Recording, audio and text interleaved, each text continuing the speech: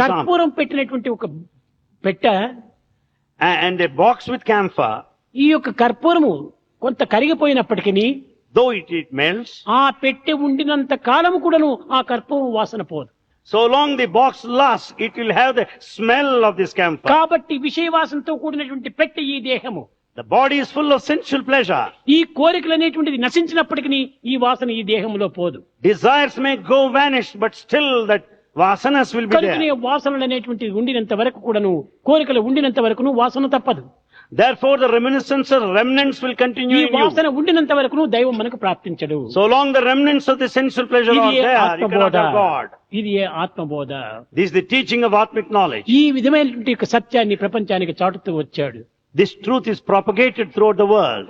అంతే కాదు, Not only this, మానవుడు కోరికల నిమిత్తమే జన్మించినటువంటి వాడు కాదు. man is not born to fulfill his ఇది desire. కేవలం సంకుచితమైనటువంటి యొక్క జీవితము. It's just a narrow life.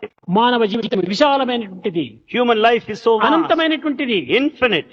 ఈ భగవత్ తత్వం ఎట్టి విశాలమైనటువంటిదో మానవుని యొక్క జీవితం కూడా అంత విశాలమైనటువంటిది. Just as the divinity is so vast, so also human life.